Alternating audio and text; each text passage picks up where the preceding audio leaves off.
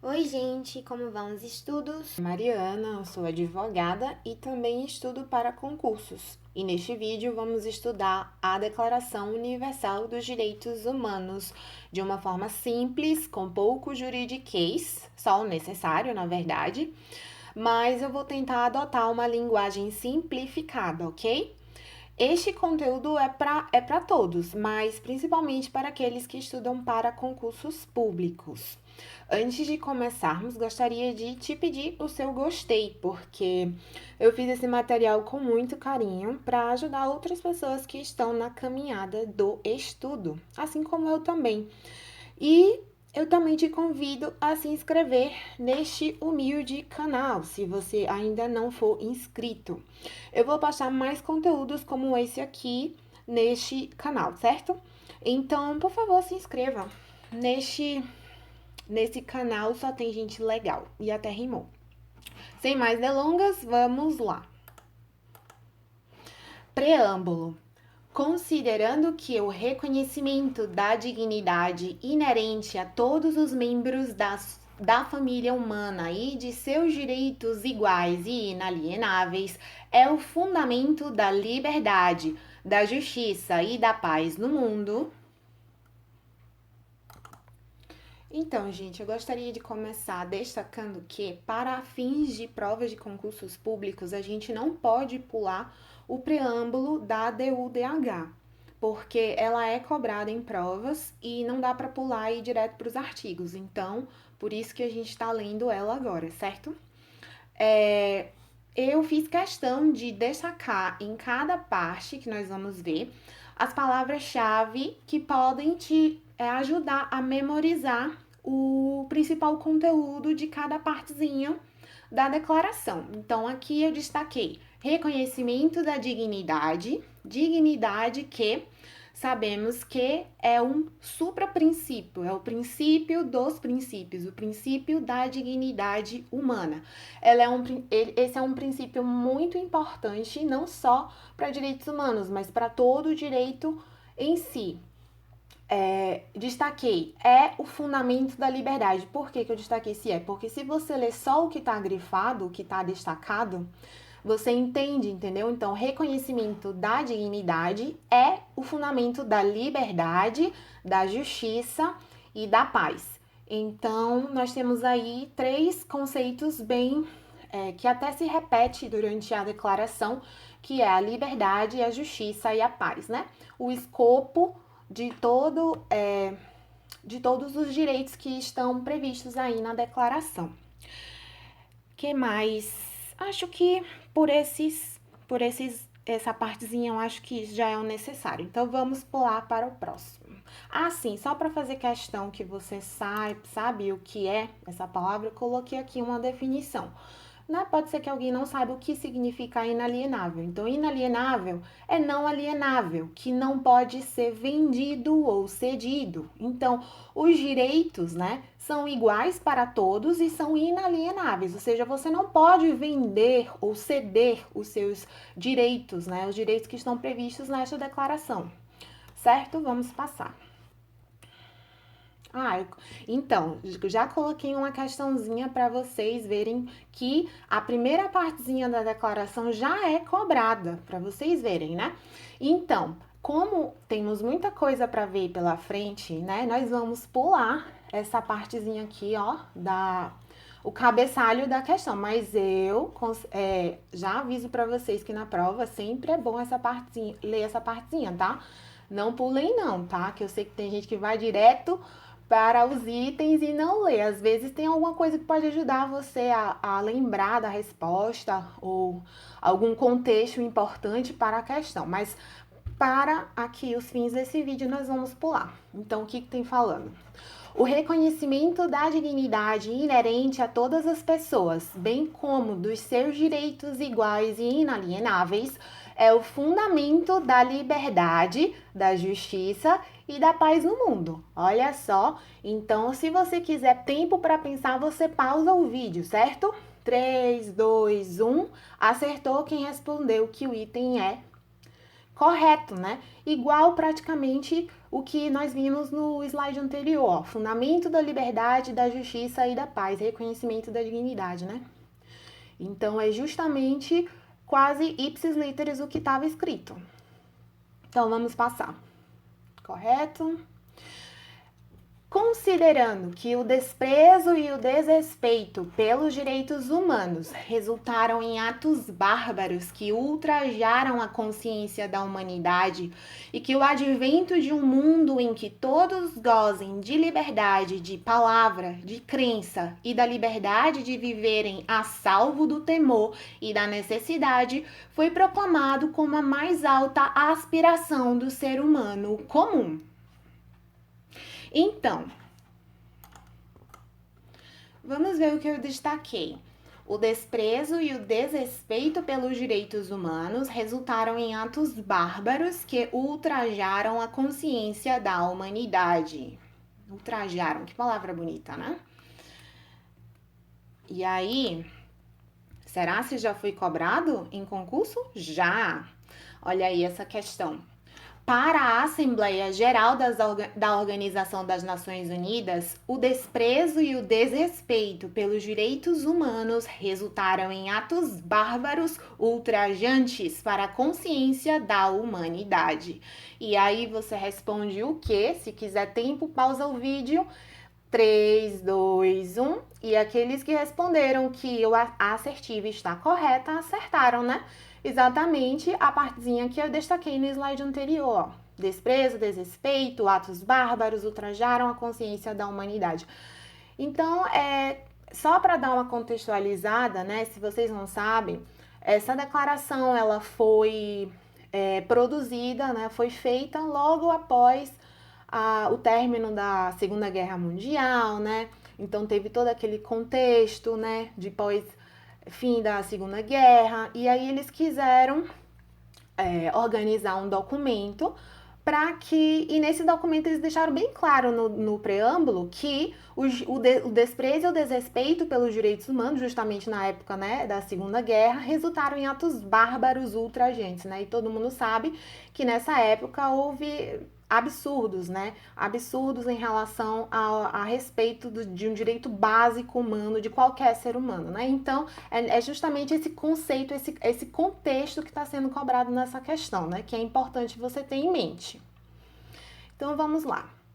Considerando ser essencial que os direitos humanos sejam protegidos pelo império da lei, para que o ser humano não seja compelido como último recurso à rebelião contra a tirania e a opressão. Em outras palavras, gente, o que essa parte quer dizer é que os direitos humanos eles devem ser positivados, né? Eles devem estar previstos na lei, né? Então, o que eu destaquei? Ó, essencial que os direitos humanos sejam protegidos pelo império da lei, né? Porque a lei é o que dá a obrigação de se seguir, né? Aquela determinação para que o ser humano não seja compelido à rebelião. Ó, grava isso, até sublinhei aqui. Para que o ser humano não seja compelido à rebelião. Aí, continuando. Olha, então já temos outra questão. Logo em seu preâmbulo, a DUDH pressupõe a existência de relação direta entre paz e direitos humanos, de tal modo que a conquista da convivência pacífica fica inviabilizada se houver desrespeito a esses direitos. Se quiser tempo, pausa o vídeo. 3, 2, 1. Quem respondeu que a assertiva está correta, acertou. Então, nessa questão, vocês podem perceber que a banca, ela não cobrou com as palavras exatas que está escrito no preâmbulo, né? Não. Mas se você interpretar, o sentido é o mesmo, né? Então, para que o ser humano não seja compelido à rebelião, ou seja, a ADU-DH pressupõe a existência de relação direta entre paz e direitos humanos, ou seja, não há como ter paz, segundo a DUDH, sem haver uma previsão de respeito aos direitos humanos, não é? Então, aí diz que de tal modo que a conquista da convivência pacífica fica inviabilizada. Então, essa é uma questão que não copiou as palavras exatas, mas cobrou a mesma coisa, né? Temos outra questão também relativa a essa parte. O respeito aos direitos humanos pelo império da lei é essencial para que as pessoas não sintam necessidade de recorrer à rebelião contra a tirania e a opressão. 3, 2, 1. Quem respondeu correto acertou. Exatamente, essa parte foi mais igual ao que a gente leu, né? Aquela partezinha de falar a palavra rebelião contra a tirania e a opressão.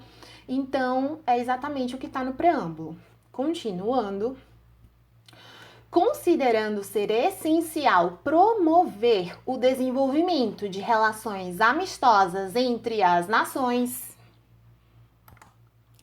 Então, nessa parte aqui, olha o que eu destaquei. Promover relações amistosas entre as nações. O promover, nós devemos interpretar como não só você aceitar a declaração, você dizer, beleza, eu aceito esses direitos, mas sim você agir, você tomar ações para promover, para você desenvolver que na prática esses direitos sejam postos em prática, né? Então, promover, eu interpreto, né, e deve se interpretar mais como na questão de você agir, de você tomar ações, né?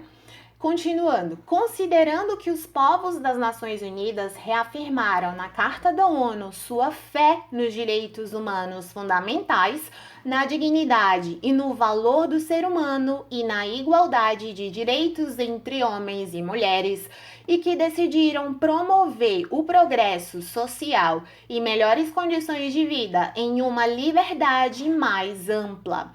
Então, nessa parte, olha o que eu destaquei. Fé nos direitos humanos fundamentais, né? Direitos humanos fundamentais, né?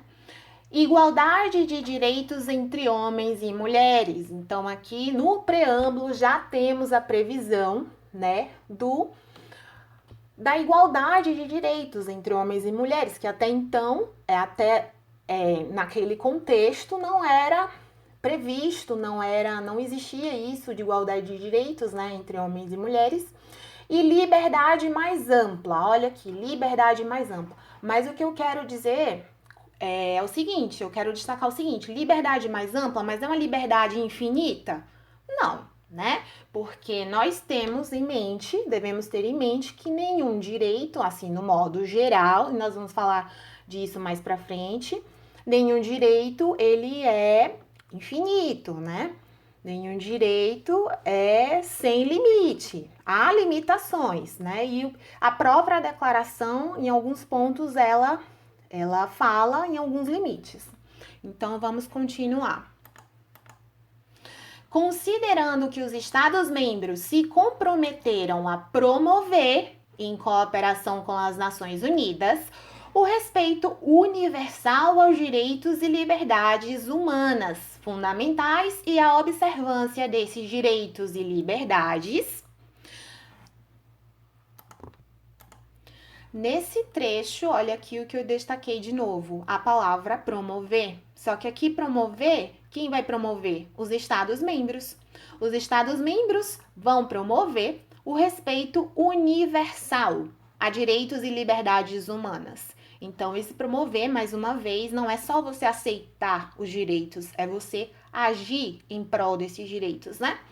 Compreensão comum a direitos e liberdades.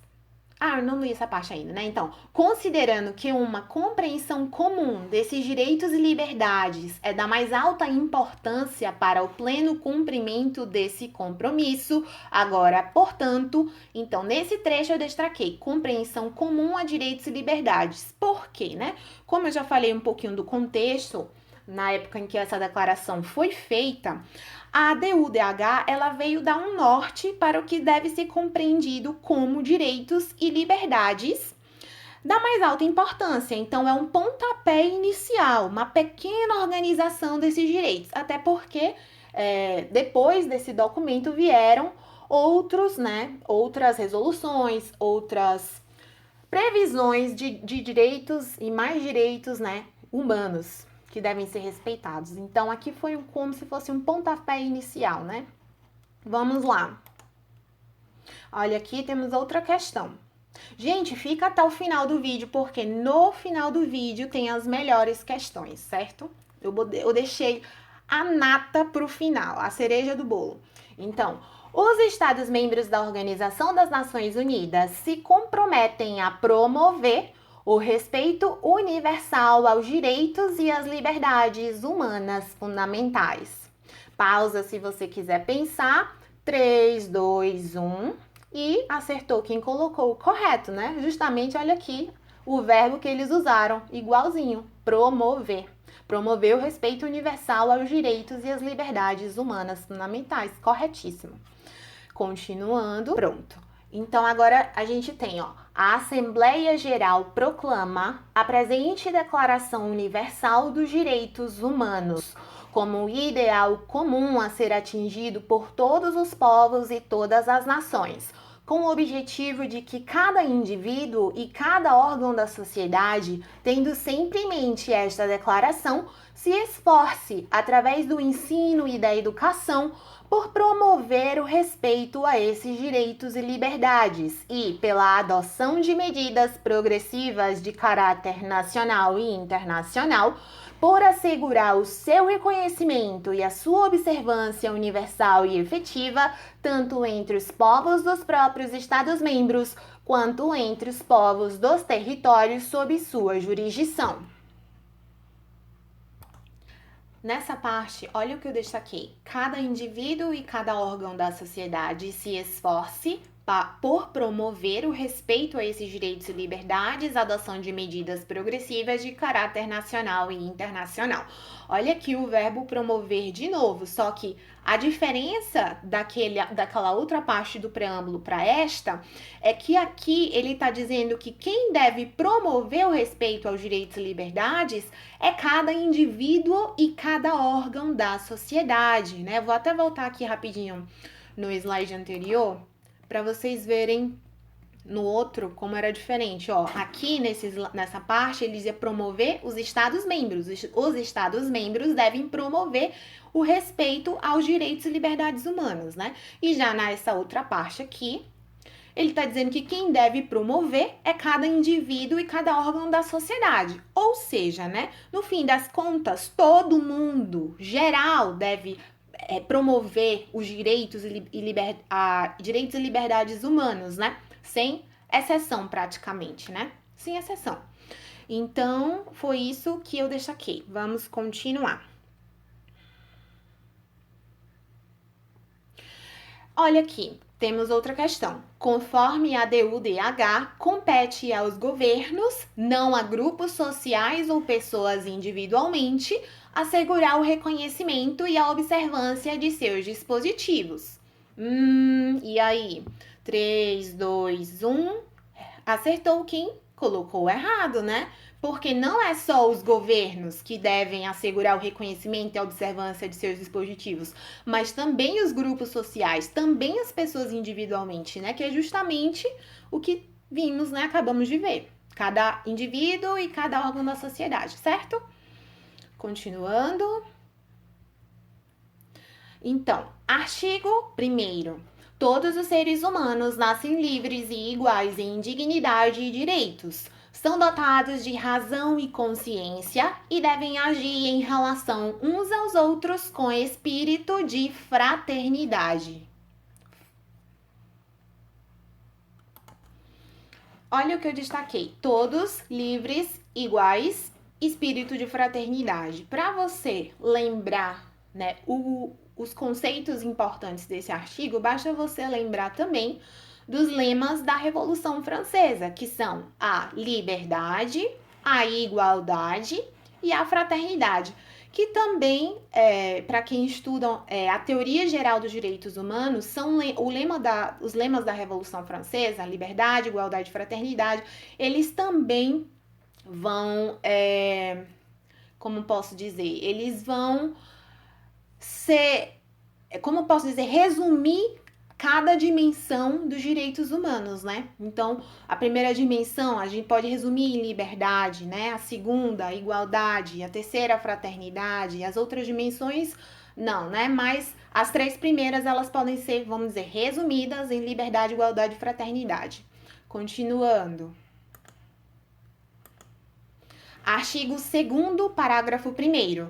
Todo ser humano tem capacidade para gozar os direitos e as liberdades estabelecidos nesta declaração, sem distinção de qualquer espécie, seja de raça, cor, sexo, idioma, religião, opinião política ou de outra natureza, origem nacional ou social, riqueza, nascimento ou qualquer outra condição. Este parágrafo pode ser resumido em sem distinção de qualquer espécie e qualquer espécie. Então, você pode pensar numa distinção aí, sem distinção, qualquer uma que seja. Raça, cor, sexo, idioma, destaquei religião, certo? Então, grava que religião também não pode ser um critério de distinção. Não será também feita nenhuma distinção fundada na condição política, jurídica ou internacional do país ou território a que pertença uma pessoa, quer se trate de um território independente, sob tutela, sem governo próprio, quer sujeito a qualquer outra limitação de soberania. Então, esse parágrafo pode ser resumido em nenhuma distinção política, jurídica ou internacional, mas principalmente política, certo? Então, por exemplo, não interessa se a pessoa vem da Palestina, por exemplo, né? A Palestina que é um país, um território que reivindica a soberania, né? Ainda não tem a soberania reconhecida pela maior parte dos países. Então, não interessa se essa pessoa vem de um país que tem soberania ou não, não pode haver uma distinção em relação a isso, em relação a essa pessoa, certo? Então, resumidamente, o que esse parágrafo quer dizer é isso. Olha aqui, temos uma questãozinha que já cobrou isso. Então, ó, não se pode impor tratamento diferenciado nem impedir a entrada nas dependências da administração pública a pessoa que exteriorize credo religioso por meio da utilização de palavras, sinais, símbolos ou imagens. E aí, tic-toc, tic-toc, 3, 2, 1... Acertou quem colocou correto, não é? É justamente o que a gente acabou de ver, que não se pode fazer um tratamento, não se pode um tratamento diferenciado, não se pode distinguir, não se pode discriminar alguém pela sua religião, que foi justamente o que eu até destaquei aqui, ó. Lembra que eu falei? Grava religião. Ou religião ou qualquer outro critério, né? Não se pode fazer essa distinção. Continuando, artigo 3º. Todo ser humano tem direito à vida, à liberdade e à segurança pessoal. Esse artigo é bem simples, né? Então, o que temos aí é a previsão do direito à vida, à liberdade e à segurança pessoal. Liberdade que foi um conceito já citado no preâmbulo, se vocês lembram, né? Então, vida, liberdade e segurança pessoal. Passando. Artigo 4º. Ninguém será mantido em escravidão ou servidão. A escravidão e o tráfico de escravos serão proibidos em todas as suas formas. Gente, esse artigo é muito, muito importante. Esse é o artigo 4º e o artigo 5º, que vai ser o próximo que a gente vai ver. Então, aqui, olha o que eu destaquei. Escravidão, servidão, proibidos. Simples, né? Vamos ver.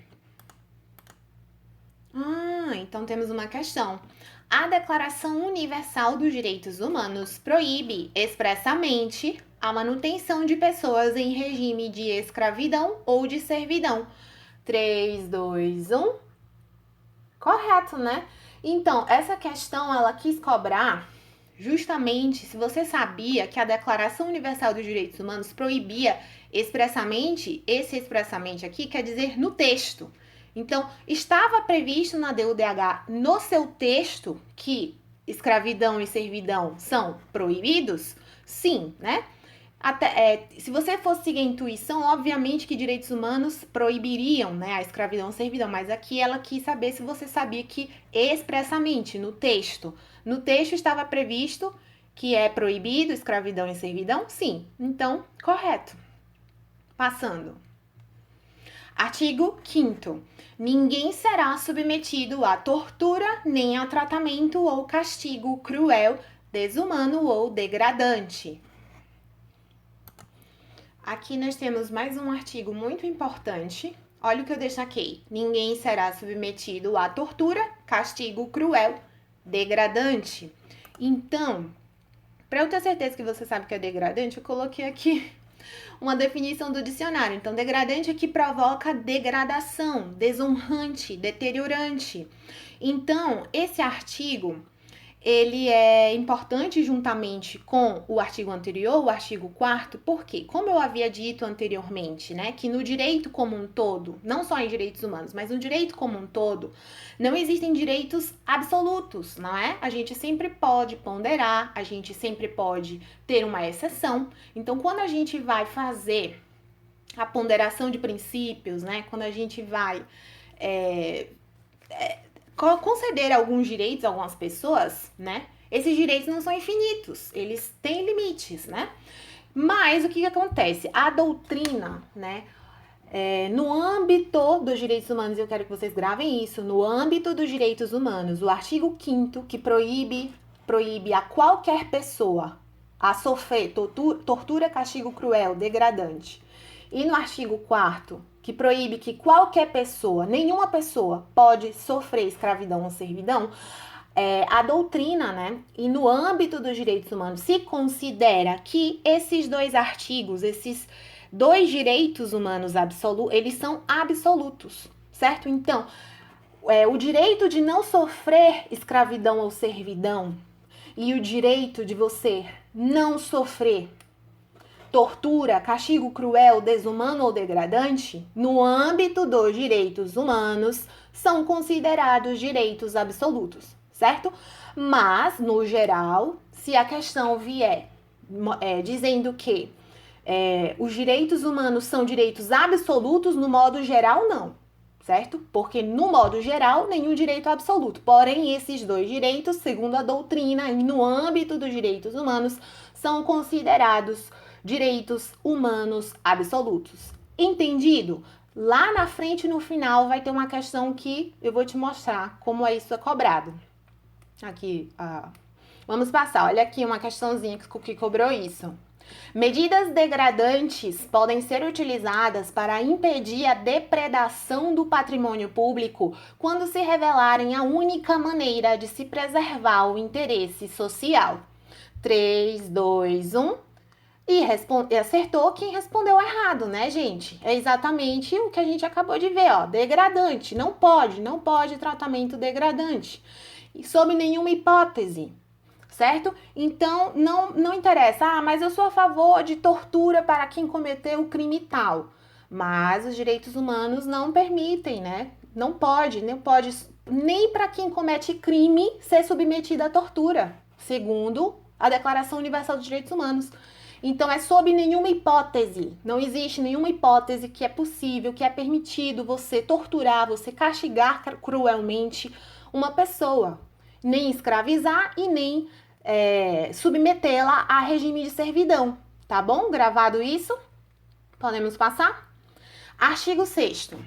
Todo ser humano tem o direito de ser, em todos os lugares, reconhecido como pessoa perante a lei. Ser humano, em todos os lugares, pessoa. Resumidamente, se você é um ser humano, em qualquer lugar que você possa pensar, você deve ser considerado, reconhecido como uma pessoa. O que pode não ser óbvio, é óbvio, né? Mas às vezes o óbvio precisa ser dito, né? Um ser humano é uma pessoa, certo? Uma pessoa que tem direitos e deveres. Então, podemos passar? Artigo 7º. Todos são iguais perante a lei e têm direito, sem qualquer distinção, à igual proteção da lei. Todos têm direito à igual proteção contra qualquer discriminação que viole a presente declaração e contra qualquer incitamento a tal discriminação. Então, gente, podemos resumir esse artigo aqui, ó, nessa partezinha, igual proteção da lei. O que isso quer dizer? Quer dizer igualdade na proteção da lei. A lei ela vai proteger todos igualmente, não pode proteger um e não proteger o outro, né? Todos são iguais e merecem a proteção da lei. Aí, se você quiser fazer o link com o princípio da igualdade Material, igualdade formal. Aqui seria a igualdade formal, certo? Igual proteção da lei. Igualdade formal. Podemos passar? Artigo 8º. Todo ser humano tem direito a receber dos tribunais nacionais competentes remédio efetivo para os atos que violem os direitos fundamentais que lhe sejam reconhecidos pela Constituição ou pela lei. Podemos resumir esse artigo em remédio efetivo para os atos que violem os direitos fundamentais. Obviamente, esse remédio aqui não é remédio de farmácia, né? É um termo jurídico, que significa, neste caso, nesse contexto aqui, significa uma ação constitucional, certo? É uma ação constitucional, um remédio constitucional. Então, em termos populares, seria uma medida judicial, né? Vamos por assim, quem não estudou o que é uma ação constitucional, pode se dizer assim, uma medida judicial que é prevista na própria Constituição Federal. Então, por exemplo, se o meu direito de qualquer ser humano estiver sendo violado, há o direito de se ter uma medida judicial, uma ação constitucional para acabar com essa violação. É o que esse artigo está querendo dizer. Artigo 9º. Ninguém será arbitrariamente preso, detido ou exilado. Olha o que eu destaquei. Arbitrariamente preso, exilado. Né? Eu não destaquei detido porque detido pode ser, vamos dizer assim, preso, né? É similar, preso. Mas olha o que está destacado, o que está sublinhado, arbitrariamente. Então, o que isso quer dizer? Pode ser preso, detido ou exilado? Pode, só não pode ser arbitrariamente, entendeu? Então, se você seguir, se você respeitar os direitos fundamentais, os direitos humanos, se você seguir o que está previsto na lei, se você seguir o devido processo legal, você pode prender, deter ou exilar alguém, só não pode fazer isso não seguindo a determinação legal, entendeu? Então, olha, até coloquei, eu já sou a dona de colocar as definições, né? Mas a gente consulta o pai dos inteligentes só para ter certeza que a gente está fazendo a melhor interpretação do texto, né? Então, o que é arbitrário? Arbitrário é que não segue regras ou normas, que procede do livre arbítrio de alguém e viola as normas legais. Então, se você prender, deter ou exilar alguém violando as normas legais, você está fazendo isso arbitrariamente. E isso é proibido, segundo a Declaração Universal dos Direitos Humanos, tá bom? Olha, temos uma questão. Ninguém pode ser arbitrariamente preso, detido ou exilado. Sendo assim, qualquer detenção deve ser formalmente justificada. Pausa se você quiser. 3, 2, 1, acertou quem colocou correto, né? Exatamente o que a gente acabou de ver. Não pode ser arbitrariamente preso, detido ou exilado. Então, qualquer detenção deve ser formalmente justificada, exatamente, porque você justifica, você respeita, né, o seu dever como servidor, como agente público, de você justificar suas decisões, não é? E você, quando você justifica, você está seguindo o que a lei exige, né? Então, vamos lá. Artigo 10º. Artigo 10. Todo ser humano tem direito, em plena igualdade, a uma justa e pública audiência por parte de um tribunal independente e imparcial, para decidir sobre os seus direitos e deveres ou do fundamento de qualquer acusação criminal contra ele. Destaques: justa e pública audiência, tribunal independente e imparcial. Eu chamo a sua atenção para a palavra pública, né? O que isso quer dizer? Que não pode haver audiência a portas fechadas, em regra, né? Em regra, certo, gente? Em regra, a audiência deve ser pública. E olha aqui, tribunal independente e imparcial, isso é importante, tá? Tribunal independente quer dizer que é sem vinculação aos poderes executivo e legislativo, ou seja, o poder judiciário, ele é independente, ele deve exercer o seu mistério o seu dever de uma forma independente, né? Sem Amarras e imparcial quer dizer o quê? Que ele vai decidir sem ser tendencioso para um lado ou para o outro, né? Então, de primeira, né, o tribunal ele vai exercer o seu dever de forma imparcial, sem ser tendencioso, né? Sem querer puxar sardinha para nenhum lado. Olha aqui a questão. Admite-se a criação de tribunal ad hoc para julgar crimes praticados por nacionais de um país.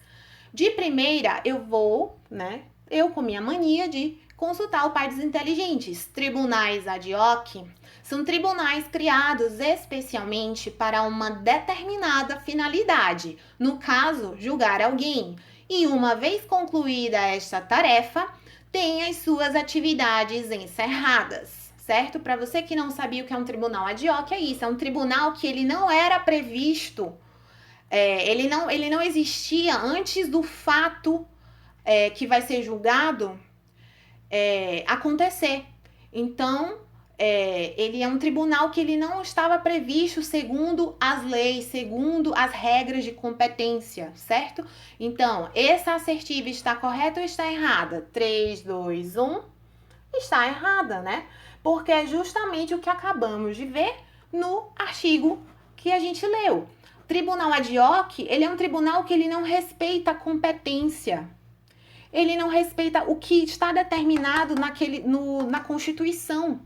Porque ele foi criado depois. Como que você vai criar um tribunal para julgar algo anterior? Não tem como, isso é muito desrespeitoso às regras de competência, ao direito processual, é desrespeitoso ao direito humano, ao direito fundamental. Olha aqui o que vimos, tribunal independente e imparcial. E isso não abrange tribunais ad hoc. Tribunais ad hoc, não, tá, gente? Não pode. Então, espero que tenha ficado claro. Vamos passar. Artigo 11, parágrafo 1º. Todo ser humano acusado de um ato delituoso tem o direito de ser presumido inocente até que a sua culpabilidade tenha sido provada de acordo com a lei, em julgamento público, no qual lhe tenham sido asseguradas todas as garantias necessárias à sua defesa. Então, neste parágrafo, nós temos a previsão do direito à presunção de inocência, que também, além de ser um direito humano, né, como está aqui na DODH, é também um direito fundamental para quem lê o artigo 5º da Constituição, né? Então, esse direito de ser presumido inocente significa que até que se prove que eu sou realmente culpado, eu tenho o direito de ser presumido inocente, né? Então, até lá, eu sou inocente. Parágrafo 2º. Ninguém poderá ser culpado por qualquer ação ou omissão que, no momento, não constituía um delito perante o direito nacional ou internacional. Também não será imposta pena mais forte do que aquela que, no momento da prática, era aplicável ao ato delituoso. Então, gente, esse parágrafo 2º aqui, ele pode ser resumido em, no momento não constitui um delito, não será imposta a pena mais forte do que aquela que no momento da prática era aplicável. É justamente o que se estuda em direito processual penal, o que se chama, né, de princípio da anterioridade penal e princípio da vedação da lei penal mais grave, princípio da vedação da lei penal mais severa, princípio da irretroatividade penal. Então, é o mesmo sentido, certo? Do que se estuda em direito processual penal. E ele leva essa nomenclatura, né? Princípio da anterioridade penal, etc, etc. Então, falando em termos leigos, o que isso significa é justamente o seguinte: você não pode mudar as regras do jogo durante ou depois do jogo para me prejudicar. Porque não vale, isso não é justo. Você mudar as regras do jogo durante o jogo ou depois do jogo? Não, você tem que deixar bem claro as regras do jogo antes do jogo, né? Para não ter confusão. E é justamente isso aí. Basicamente, falando em termos leigos, é isso. Então, as regras elas devem ser pré-estabelecidas. Porém, vou fazer aquela ressalva que a gente faz quando a gente estuda direito processual penal, que mudar as regras do jogo durante ou depois do jogo para benefício, para me beneficiar, aí eu posso, né? aí é permitido, certo? O que não pode é você fazer essa mudança, né, depois, certo? Então, vamos passar. Olha aqui. Embora assegure todas as garantias de defesa, a Declaração Universal dos Direitos Humanos não garante de forma expressa a presunção de inocência até que a culpabilidade de alguém tenha sido provada. 3, 2, 1. Errado, né? Então, a DUDH, ela garante sim, de forma expressa, a presunção de inocência, né? Olha aqui, acabamos de ver, né? No parágrafo 1º, o direito de ser presumido inocente. Então, sim, consta no texto da DUDH que o princípio da presunção de inocência, tá? A presunção de inocência não socorre a quem tem maus antecedentes. E aí? Errado, né? Socorre sim a quem tem maus antecedentes, né? Então, a presunção de inocência, ela socorre a todos. Ela não socorre só a quem tem bons antecedentes. Ela socorre até a quem tem maus antecedentes. Tá bom? Continuando. Outra questão. De acordo com a DUDH, a irretroatividade da lei penal mais gravosa constitui garantia da pessoa. 3, 2, 1, acertou quem botou correto, né? Nós vimos lá no artigo que a gente leu, no parágrafo 2º, que a irretroatividade, ela é expressamente prevista, né? E ela constitui garantia da pessoa. Artigo 12º. Ninguém será sujeito à interferência em sua vida privada, em sua família, em seu lar ou em sua correspondência, nem a ataque à sua honra e reputação. Todo ser humano tem direito à proteção da lei contra tais interferências ou ataques. Resumido em interferência em sua vida privada, honra e reputação, né? Lembrando sempre que nenhum direito é absoluto, né? Já expliquei isso. Artigo 13º, parágrafo 1º. Todo ser humano tem direito à liberdade de locomoção e residência dentro das fronteiras de cada estado. Então, gente, direito à liberdade de locomoção e direito à residência. Liberdade de ir e vir, né? Então, aqui nós temos a previsão da liberdade de ir e vir, né? Também é um direito fundamental.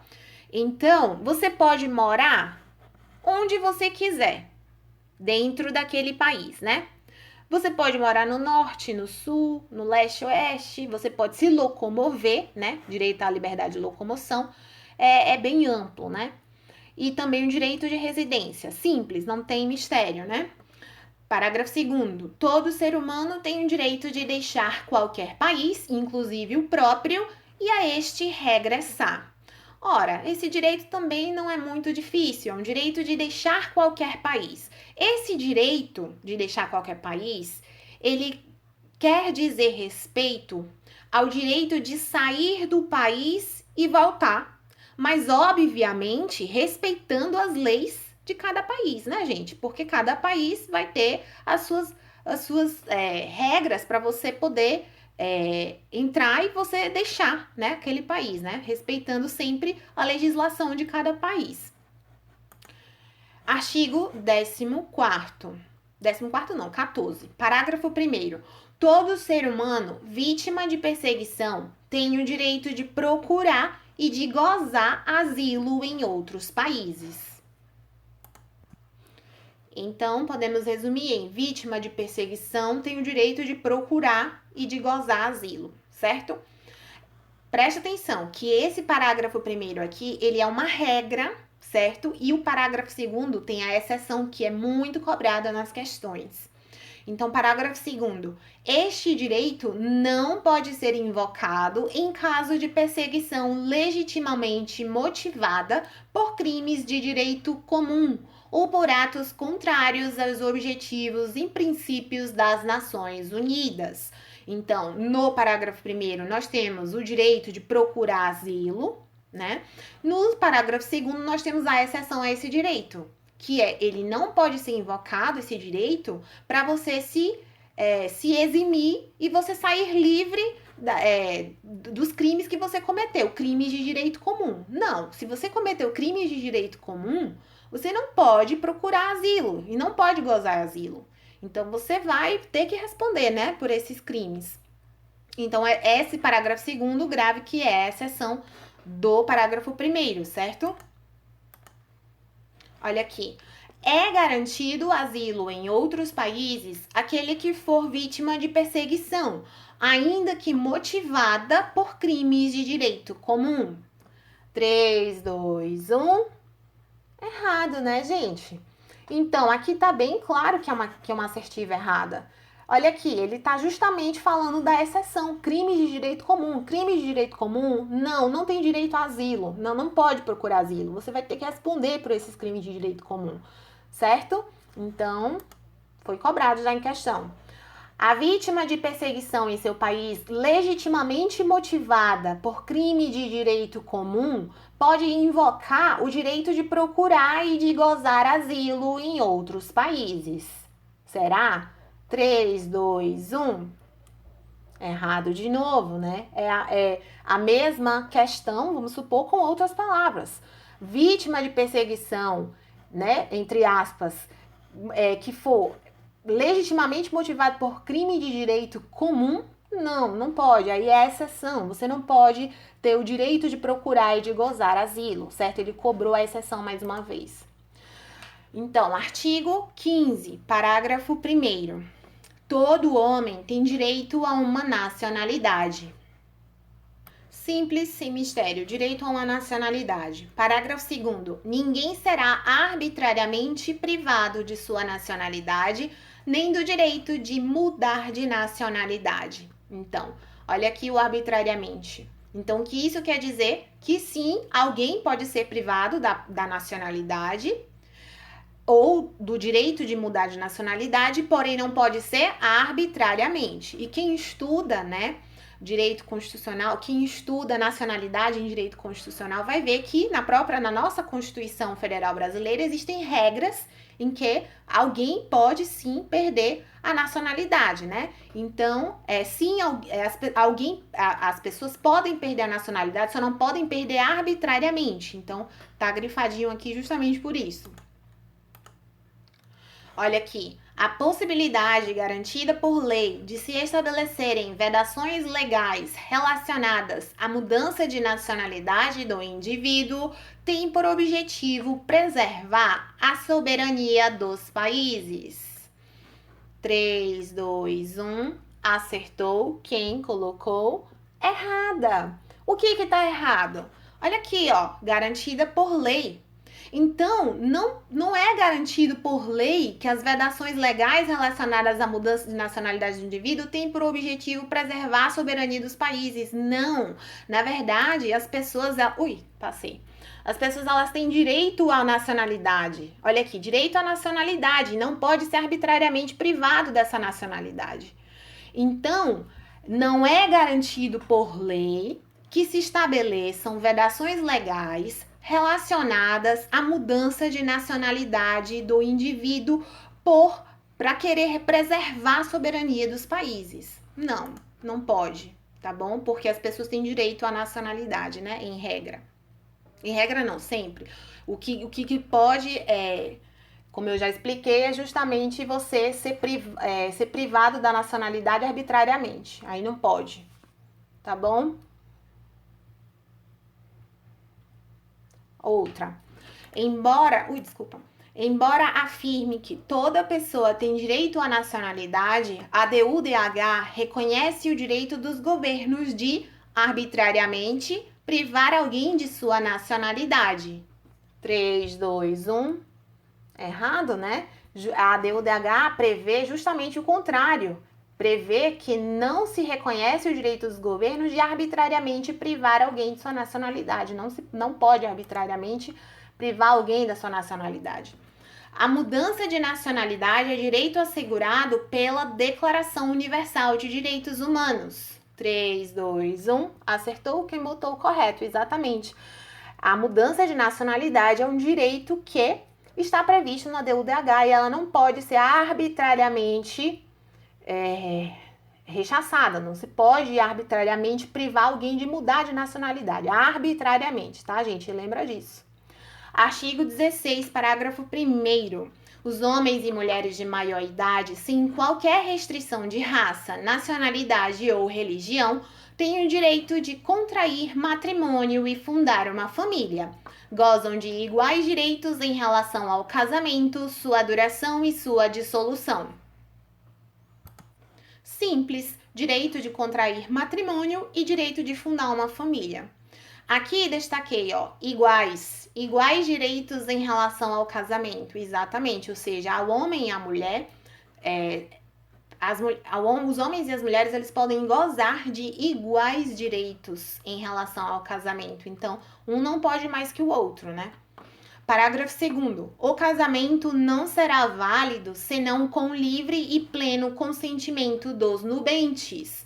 Então, destaque, livre e pleno consentimento dos nubentes, exatamente. Parágrafo 3º. A família é o núcleo natural e fundamental da sociedade e tem direito à proteção da sociedade e do Estado. Destaque, família tem direito à proteção. Então, a família é uma entidade que tem proteção não só na nossa Constituição, também na DUDH. Tem direito à proteção só do Estado? Não, da sociedade também, de todos, né? De uma forma geral. A família é o núcleo natural e fundamental da sociedade e tem direito à proteção da sociedade e do Estado. E aí, 3, 2, 1, corretíssimo, né? Justamente corrobora o que acabamos de ver. É o núcleo natural e fundamental da sociedade e tem direito à proteção da sociedade e do Estado. Artigo 17. Parágrafo 1º. Todo ser humano tem direito à propriedade, só ou em sociedade com outros. Simples, aqui você tem que gravar direito à propriedade, certo? Parágrafo 2º. Ninguém será arbitrariamente privado de sua propriedade. Tudo grifadinho, Ninguém será arbitrariamente privado de sua propriedade. Destaque para a palavra, mais uma vez, arbitrariamente. Ou seja, alguém pode ser privado de sua propriedade? Pode, seguindo o devido processo legal, né? Cumprindo os requisitos previstos na lei. Sim, alguém pode ser privado de sua propriedade. O que não pode ser é arbitrariamente, tá bom? Ao prever que ninguém pode ser arbitrariamente privado de sua propriedade, a DUDH pretende declarar que o direito de propriedade não pode ser limitado, uma vez que todo direito humano é absoluto. E aí, essa é boa, viu? 3, 2, 1. Errado, né, gente? Olha aqui, essa questão é uma boa questão. Ao prever que ninguém pode ser arbitrariamente privado de sua propriedade, a DUDH pretende declarar que o direito de propriedade não pode ser limitado? Não. O que a gente conversou, pode sim ser limitado o direito de propriedade, o que não pode ser arbitrariamente limitado. Então, essa parte, até essa vírgula já está errado. E uma vez que todo direito humano é absoluto, não. Que conversamos que, no geral, todo direito humano, nenhum direito humano é absoluto. Não é isso, porque nenhum direito é absoluto. Ressalva para o artigo 4º e o artigo 5º, que a gente fez aquela ressalva lá, certo? Mas, em geral, em regra, o direito humano ele não é absoluto, tá bom? A apreensão de bem alheio não precisa ser formalmente justificada quando estiver evidente que o bem apreendido possa vir a ser utilizado para prejudicar a continuidade do serviço público. E aí, errado, né, gente? É errado essa. Por quê? Porque o que está errado nessa assertiva não precisa ser formalmente justificada. Então, a continuidade do serviço público, ela é um princípio em direito administrativo, certo? Eu não sei se vocês estudam essa matéria, mas ele existe um princípio em direito administrativo chamado princípio da continuidade do serviço público.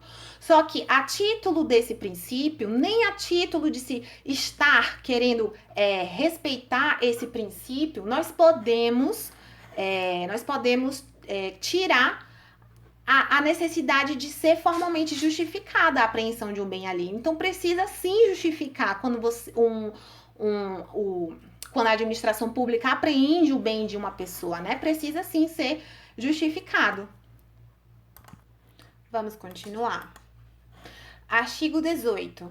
Todo ser humano tem direito à liberdade de pensamento, consciência e religião. Este direito inclui a liberdade de mudar de religião ou crença e a liberdade de manifestar essa religião ou crença pelo ensino, pela prática, pelo culto e pela observância, em público ou em particular. Então, gente, podemos resumir tudo isso em direito à liberdade de pensamento, consciência e religião, certo? Esse direito é um direito humano e é também um direito fundamental constante lá no artigo 5º da Constituição, né? Direito à liberdade de pensamento, consciência e religião. Olha aqui, a liberdade de pensamento e de expressão e a liberdade de religião constituem pilares da DUDH. E aí, 3, 2, 1, acertou quem colocou correto, né? Acabamos de ver, simples, não tem mistério. Artigo 19. Todo ser humano tem direito à liberdade de opinião e expressão.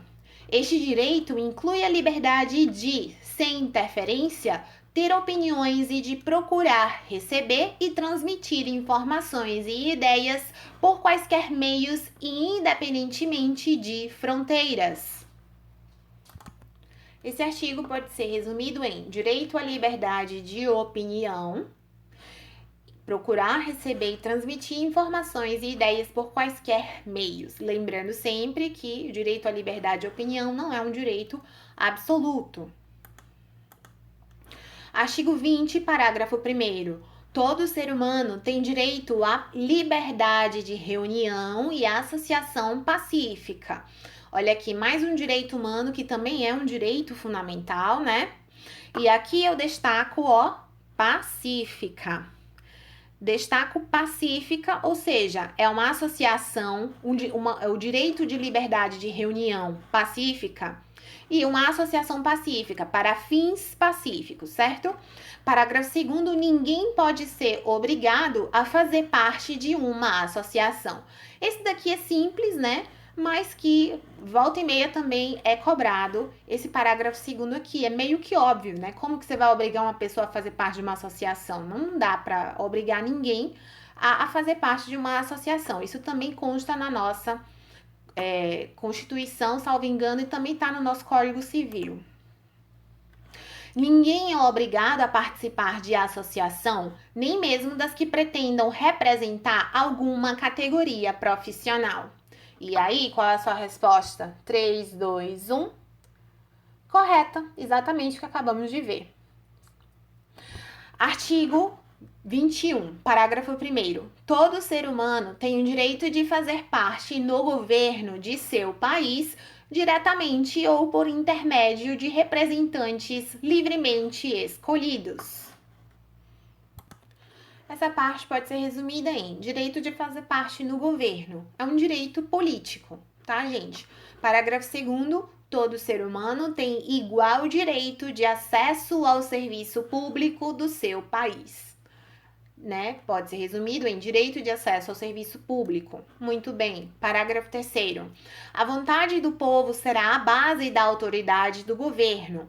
Esta vontade será expressa em eleições periódicas e legítimas, por sufrágio universal, por voto secreto ou por processo equivalente que assegure a liberdade de voto. Então, aqui nós temos mais alguns direitos.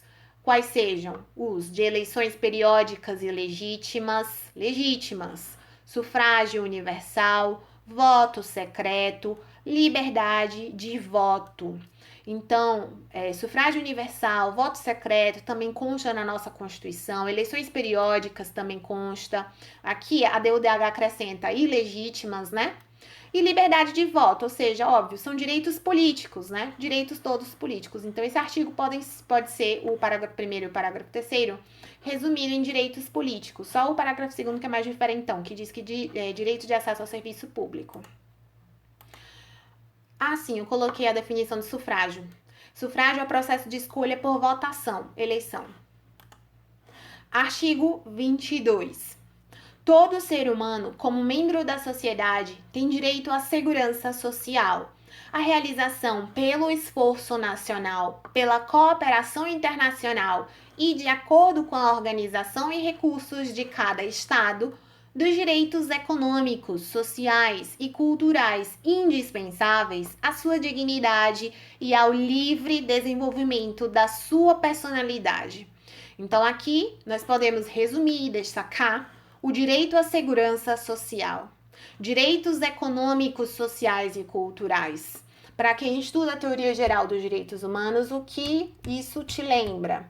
Direitos de segunda dimensão. Então, comumente se explica que, a partir do artigo 22 da Declaração Universal dos Direitos Humanos, nós começamos a ver a declaração começa a prever direitos de segunda dimensão, que são os direitos sociais, né? Até o artigo anterior que a gente estava lendo, até o artigo 21, nós estávamos vendo direitos de primeira dimensão, direitos individuais, né? A partir do artigo 22, nós vamos ter aí alguns direitos de segunda dimensão, ok? Então, direitos econômicos, sociais, culturais, direitos de segunda dimensão, direito à segurança social, não é? Então, podemos passar assim, mais uma coisa, segurança social, ela compreende a previdência, por exemplo, tá? Quem estuda direito da Seguridade Social, né? Não sei se vocês estudam, vai ver que a Seguridade Social, ela se divide em previdência, assistência social e saúde. Então, segurança social é isso, previdência, assistência social e saúde, certo? Segurança, ó, a palavra segurança, ela já foi vista em outro artigo que nós já vimos. Foi no artigo 3º, eu não vou voltar lá, mas no artigo 3º nós temos a previsão da segurança pessoal. Então, segurança pessoal, você vê, direito de primeira dimensão. Aqui nós estamos falando de segurança social, que já é um direito de segunda dimensão, tá bom? Olha aqui, na DUDH encontram-se normas que consubstanciam, além de direitos e garantias individuais, direitos sociais do homem. E aí, correto ou errado? 3, 2, 1. Corretíssimo. Podemos passar? Artigo 23, parágrafo 1º. Todo ser humano tem direito ao trabalho, à livre escolha de emprego, a condições justas e favoráveis de trabalho e à proteção contra o desemprego. Continuando a esteira, né, de previsão de direitos de segunda dimensão, nós temos mais alguns, ó, direito ao trabalho, direito à livre escolha de emprego e direito à proteção contra o desemprego. Esse aqui é interessante, né? Proteção contra o desemprego.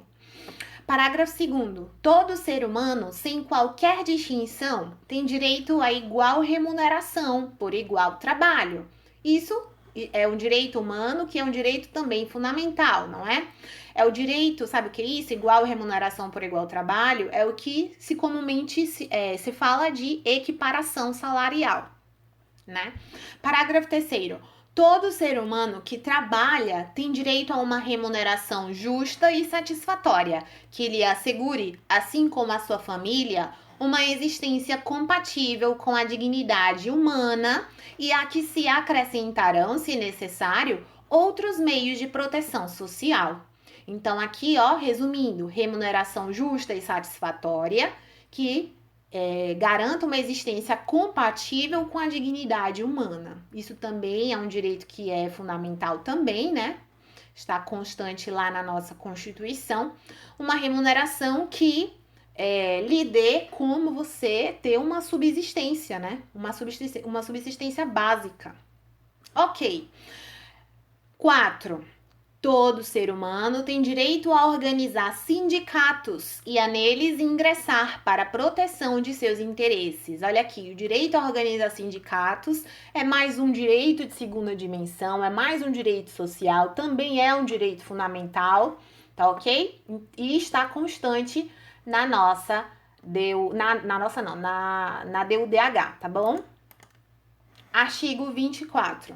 Todo ser humano tem direito a repouso e lazer, inclusive a limitação razoável das horas de trabalho e a férias remuneradas periódicas. Olha aqui, mais um direito de segunda dimensão: o direito a repouso, o direito ao lazer, o direito a férias remuneradas periódicas.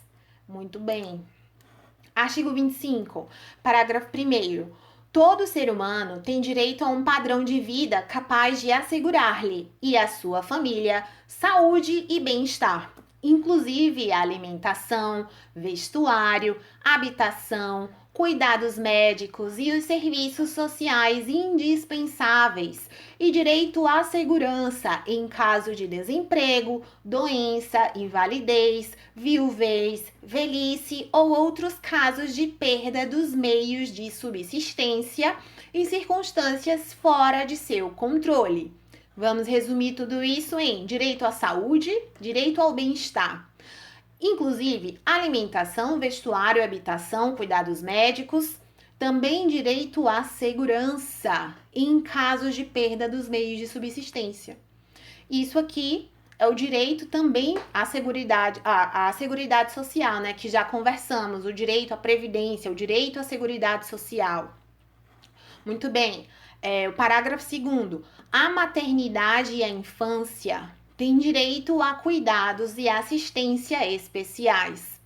Todas as crianças nascidas dentro ou fora do matrimônio gozarão da mesma proteção social.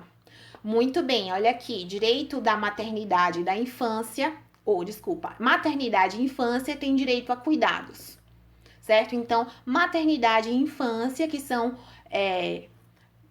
precisam, né, gente, de cuidados especiais. Artigo 26, parágrafo 1º. Olha, gente, presta atenção, porque esse parágrafo 1º, ele gosta de ser cobrado. Porque, não sei por quê, porque sim. Todo ser humano tem direito à instrução. Beleza? Legal. Instrução, educação. A instrução será gratuita, pelo menos nos graus elementares e fundamentais. A instrução elementar será obrigatória. A instrução técnico-profissional será acessível a todos, bem como a instrução superior, esta baseada no mérito. Então, por que está coloridinho que nem um arco-íris? É porque para ajudar a gravar. Então, ajudando. Os graus elementares e fundamentais são gratuitos, tá bom? Só que o elementar, além de ser gratuito, ele vai ser obrigatório, tá bom? O técnico profissional vai ser acessível. Então, ele não vai ser gratuito nem obrigatório, ele vai ser acessível, e também o superior vai ser acessível. Só que o superior vai ser baseado no mérito. Entendeu? Eu acho que baseado no mérito é como se fosse assim, o vestibular, ó, só vai acessar o nível superior quem passar no exame, num processo seletivo, ou seja, baseado no mérito, eu acho que é mais nesse sentido, né? O técnico profissional, ele deve ser acessível, não é obrigatório, você faz se você quiser, mas é acessível a quem quiser. Obviamente, o elementar fundamental devem ser gratuitos e o elementar, mais uma vez, é obrigatório. O fundamental não é obrigatório. Tá bom, gente? Grava isso. Fundamental não é obrigatório, ele só é gratuito. Parágrafo 2º. A instrução será orientada no sentido do pleno desenvolvimento da personalidade humana e do fortalecimento do respeito pelos direitos humanos e pelas liberdades fundamentais. A instrução promoverá a compreensão, a tolerância e a amizade entre todas as nações e grupos raciais ou religiosos e coadjuvará as atividades das Nações Unidas em prol da manutenção da paz. Grava esse parágrafo 2º que ele já foi cobrado, ó. A instrução orientada pelos direitos humanos promoverá a compreensão, a tolerância e a amizade e vai ser usada em prol da manutenção da paz. Então, a instrução, entenda-se aqui, educação, né? Ela vai ser orientada pelos direitos humanos. Então, os direitos humanos vai interferir também no campo da educação. e ela deve promoverá, olha aqui, eles adoram esse verbo promover, né? Promoverá a compreensão, a tolerância, a amizade, tá bom? E também ele também coloca aqui o conceito de paz, né? Parágrafo 3º. Os pais têm prioridade de direito na escolha do gênero de instrução que será ministrada a seus filhos. Então, aqui é um direito que é concedido aos pais e que está previsto na DUDH, é esse direito aqui, ó, o direito na escolha do gênero de instrução. Tá bom? Simples. Olha aqui a questão. A educação deve ser direcionada ao pleno desenvolvimento da personalidade humana e ao respeito pelos direitos do homem e pelas liberdades fundamentais, devendo o ensino ser gratuito nos graus elementares e fundamentais. E aí, pausa se quiser, 3, 2, 1, a assertiva está correta. Exatamente, é o que eu disse, ó. Os graus elementares e fundamentais, eles são gratuitos, tá correto. E a educação, ela deve sim ser direcionada ao desenvolvimento da personalidade humana, deve ter interferência dos direitos humanos também na instrução / educação, tá bom? A DUDH enfatiza o papel da educação para a promoção da tolerância, da amizade e da compreensão entre as nações e grupos raciais e religiosos. E aí, 3, 2, 1, correto, né? A educação tem um papel importantíssimo no âmbito dos direitos humanos, né? Porque a educação é um instrumento a favor, é um instrumento para se promover, como a gente leu, né? Promover o quê? A tolerância, a amizade, a compreensão entre as nações e também entre grupos raciais e religiosos. Artigo 27, parágrafo 1º.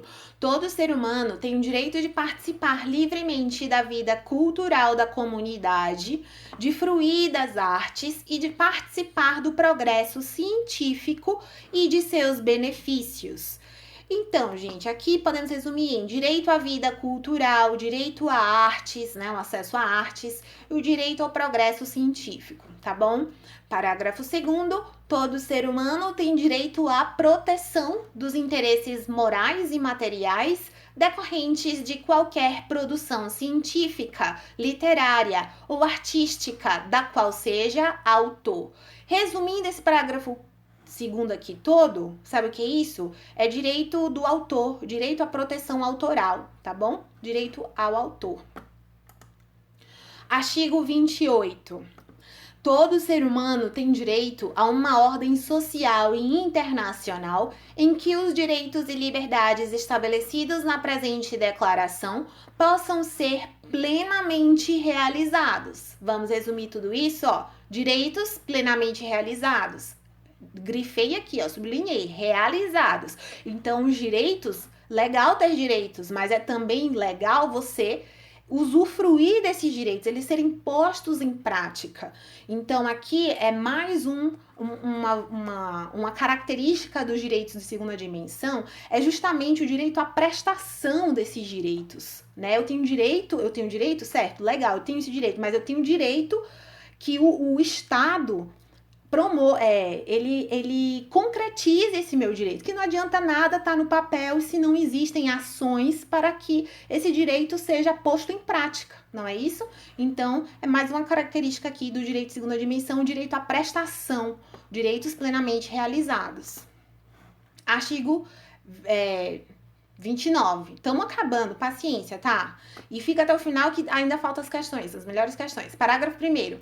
Todo ser humano tem deveres para com a comunidade, na qual o livre e pleno desenvolvimento de sua personalidade é possível. Resumindo, deveres para com a comunidade. Então, as pessoas têm direitos? Têm, mas também têm deveres.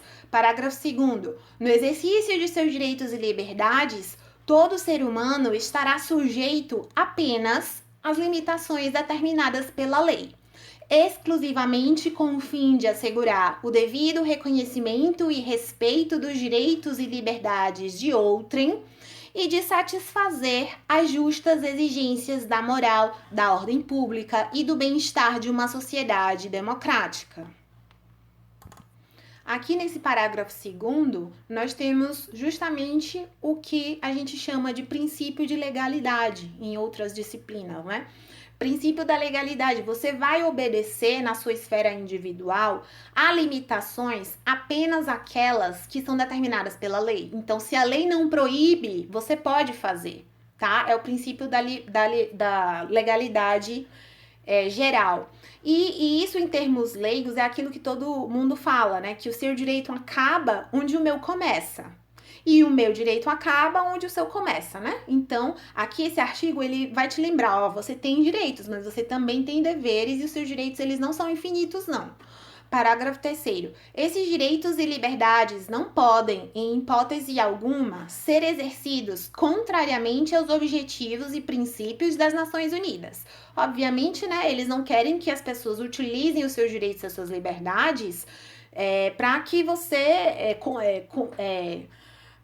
justamente desobedeça, você não vá de encontro ao que os objetivos e princípios das Nações Unidas, né? Então, você tem que exercer os seus direitos e liberdades até certa medida. Artigo 30, é o último artigo. Uhul! Vamos lá, gente. Nenhuma disposição da presente declaração pode ser interpretada como reconhecimento a qualquer Estado, grupo ou pessoa do direito de exercer qualquer atividade ou praticar qualquer ato destinado à destruição de quaisquer dos direitos e liberdades aqui estabelecidos. Resumindo, nenhuma disposição dada do UDH pode ser interpretada como destruição de quaisquer dos direitos e liberdades. Então, você não pode fazer uma interpretação do que está escrito na DUDH para você destruir direitos e liberdades outras, né? Enfim, você não pode fazer uma interpretação equivocada dessa declaração, tá bom? Olha aqui, começamos as questõezinhas. Vamos ver quem é que sabe. Conforme a Declaração Universal dos Direitos Humanos, os direitos humanos são revogáveis, absolutos, renunciáveis, imprescritíveis, individuais. E aí, quem quiser pausa para pensar, quem quiser pausa para pensar. 3, 2, 1, resposta. Letra D. Então, os direitos humanos são imprescritíveis. Os direitos humanos são revogáveis? Não, são irrevogáveis. Os direitos humanos são absolutos? Não, lembra que a gente já conversou sobre isso? Os direitos humanos, eles não são absolutos em regra, tá bom? Ressalvo para o artigo 4º e artigo 5º lá, que é o direito à tortura, direito à servidão, proibição, né? Proibição de tortura, proibição de servidão e... Enfim, o artigo 4º e 5º, certo? Mas, no geral, os direitos humanos, eles não são absolutos. Os direitos humanos são renunciáveis? Não, são irrenunciáveis. Você não pode renunciar. E os direitos humanos são individuais? Alguns sim, né? Outros não. Então, nós temos, né, a partir daquele artigo que eu falei para vocês, a gente também tem a previsão dos direitos sociais, direitos de segunda dimensão, enfim. Então, a letra é imprescritíveis mesmo. Os direitos humanos são imprescritíveis, ou seja, não sofrem prescrição. A Declaração Universal, olha aqui outra. A Declaração Universal dos Direitos Humanos, letra A, não apresenta força jurídica vinculante, entretanto consagra a ideia de que, para ser titular de direitos, a pessoa deve ser nacional de um Estado membro da ONU. Letra B, não prevê expressamente instrumentos ou órgãos próprios para sua aplicação compulsória.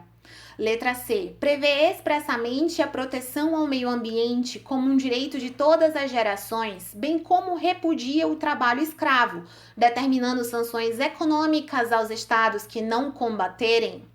Letra D, é uma declaração de direitos que deve ser respeitada pelos estados signatários, mas, devido ao fato de não ter a forma de tratado ou convenção, não implica vinculação desses estados. Letra E, inovou a concepção dos direitos humanos, porque universalizou os direitos civis, políticos, econômicos, sociais e culturais, privilegiando os direitos civis e políticos em relação aos demais. E aí, se quiser, pausa para pensar, mas eu vou dar a resposta já já. 3, 2, 1 e a resposta é a letra B. A declaração, ela não prevê expressamente instrumentos ou órgãos próprios para a sua aplicação compulsória. Então, a gente leu ela toda. Em qual artigo que a gente viu que tem instrumento ou órgão próprio para aplicação compulsória? Não tinha isso, né? A gente leu ela toda. A letra A, ela apresenta, sim, força jurídica vinculante. Isso aí a gente estuda em Teoria Geral dos Direitos Humanos. Então, a DUDH, ela apresenta, sim, força jurídica vinculante, certo? A letra C, prevê expressamente a proteção, tal. Olha aqui, o erro é esse aqui, ó, determinando sanções econômicas aos estados que não combaterem. Não existem sanções econômicas no texto da DUDH. Então, é isso que torna essa assertiva errada. A D é uma declaração de direitos, tal.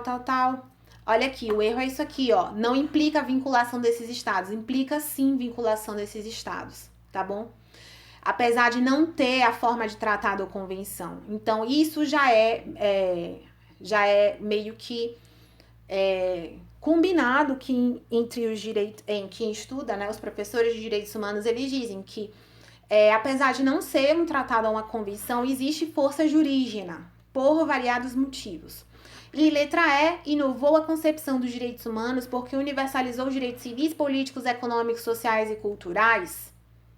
Até aqui eu colocaria como correta. Privilegiando os direitos civis e políticos em relação aos demais, aí não dá, né? Porque não existe direito mais importante que o outro, né? Por isso que a gente fala de dimensão e não de geração de direitos. Porque uma dimensão é o seguinte, você tem uma dimensão de direitos e depois tem a outra dimensão, ou seja, os direitos vão se somando e não se anulando e não existe hierarquia entre os direitos, tá bom? Podemos passar? Essa questão foi boa, né? A internacionalização dos direitos humanos, objetivo central da DUDH, é uma forma de resposta ao mal absoluto que caracterizou regimes políticos como o nazismo, de que o genocídio promovido em campos de extermínio seria o exemplo mais dramático. E aí, você colocaria certo ou errado? 3, 2, 1. Correto, né? Então, quando você entende o contexto na qual a DUDH foi feita, você entende que sim, essa é uma assertiva que a banca considera como correta. Então, sim, a DUDH ela foi uma resposta ao mal absoluto que caracterizou regimes políticos como o nazismo. Tá bom? A DUDH pode ser considerada o ato inaugural de uma nova concepção da vida internacional, justamente por proclamar para a comunidade das nações a importância dos direitos humanos para a boa convivência coletiva. E aí, qual é a sua resposta? 3, 2, 1. Acertou quem botou. Correta. É correta sim, gente, né? Acho que essa não é difícil não, né? Podemos passar. A DUDH enfatiza o respeito aos direitos e liberdades de ordem pessoal, entre os quais estão o direito à dignidade da pessoa, a garantia de proteção igual perante a lei, a garantia contra o trabalho escravo, a tortura, as detenções e as penas arbitrárias, além do direito de recorrer ao poder judiciário contra abusos do poder. E aí, você coloca certo ou errado nessa? 3, 2, 1. É corretíssimo. Tudo que tem aqui, a gente leu, né? A gente leu, ó, direitos e liberdades de ordem pessoal, dignidade da pessoa, dignidade, né, que eu falei que é o princípio dos princípios, a garantia da proteção igual perante a lei, tem isso, fala muito em igualdade, a DUDH, garantia contra o trabalho escravo, a tortura, detenções e penas arbitrárias, exatamente, nós lemos isso. Além do direito de recorrer ao Poder Judiciário, exatamente, naquele artigo que fala tribunal imparcial e independente, é justamente isso aqui, direito de recorrer ao Poder Judiciário contra abusos do poder, tá bom? Além de significar a internacionalização dos direitos humanos, a DUDH é o primeiro documento de dimensão mundial a tratar de forma abrangente o tema dos direitos humanos, realçando a importância destes para a construção de um mundo de justiça e paz. Você coloca certo ou errado? Que se quiser pausa. 3, 2, 1, a resposta é correto. Exatamente, então quando você entende o contexto em que a DUDH foi feita, você entende que sim, foi o primeiro documento de dimensão mundial a tratar de forma abrangente o tema dos direitos humanos, porque até né, o fim da Segunda Guerra Mundial, a gente não tinha um documento que previsse direitos que qualquer ser humano pudesse usufruir, entendeu? De qualquer lugar. E aí, daí a importância, né, desse documento da DUDH. Vamos ver. Ah, sim, acabou. Uhul, gente, muito obrigada, viu? Aqui, fontes. Eu tirei o texto da DUDH desse site aqui, que é o próprio site das Nações Unidas, tá? O texto original, ele é em inglês, por isso que pode variar alguma tradução ou outra, que se você pegar de outro site, pode ser uma tradução um pouquinho diferente, mas na essência é a mesma coisa. Eu peguei a tradução das Nações Unidas, tá? E aí, eu gostaria de reforçar para você clicar no gostei, se inscrever no canal, que eu vou trazer mais conteúdos como esse. E também, por favor, deixa sua opinião aí nos comentários, se você gostou, críticas, sugestões, se você gostaria que fizesse de uma outra forma, enfim, deixa aí o seu endereço de e-mail também, se você quiser esses slides aqui, tá? Aí você deixa o seu endereço de e-mail nos comentários que eu te envio. Muito obrigada, gente, e até a próxima!